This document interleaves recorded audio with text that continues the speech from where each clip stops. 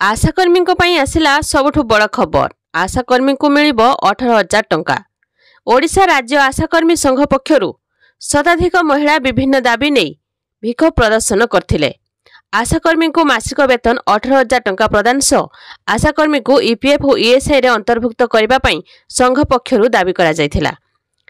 अवसरकालीन सहायता राशि एककालीन 5 लाख टंका प्रदान करबा सह कार्य समय मृत्युकालीन सहायता राशि 10 लाख टंका और आशाकर्मी को अवसरकालीन भत्ता 5,000 टंका प्रदान करबा पई दाबी होइथिला। तेबे से सबुर दाबी पूरण हेबाकू जाउछि।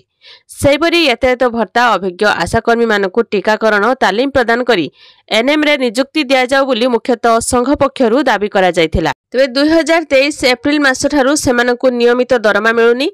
एथिसह सेमानक पई आसुथिबा विभिन्न प्रोत्साहन राशि मध्ये प्रदान करा जाउनी। एथिपई गत 6 मास तले समान दाबी नहीं मेडिकल आगरे धारणा देथिले आशाकर्मी। सेतेबेले सेमानक दाबी पूरण सह नियमित दरमा प्रदान करा जिवो बोली मेडिकल भारप्राप्त अधिकारी प्रतिश्रुति देथिले। किंतु एजाए सेमानक दाबी प्रति गुरुत्व देउनथिबा अभियोग करछन्ती आशाकर्मी। तेबे जेते दिन पर्यंत दाबी पूरण होइनी सेते दिन पर्यंत धारणा जारी रहिबो। तेबे तुरंत सेमानक दाबी नै आलोचना करा जिवो बोली मुख्यमंत्री मोहन माझी कहिसन्ती। भिकअप फरे 10 दफा दाबी सम्मिलित दाबीपत्र मध्य प्रदान करा जायथिला। तेबे सेहि सबुर दाबी पूरण हेबाकू जाउछि। तेबे आशाकर्मी मानकर मासिक वेतन 18,000 टंका प्रदान करा जिवो। तेबे खूब शीघ्र आशाकर्मी मानकर दाबी पूरण हेबाकू जाउछि।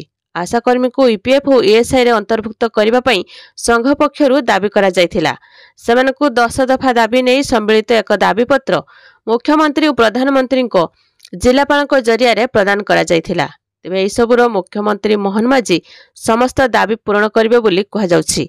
तेबे बहुत जल्दी आशाकर्मी मानकर दाबी हेबो पूरण।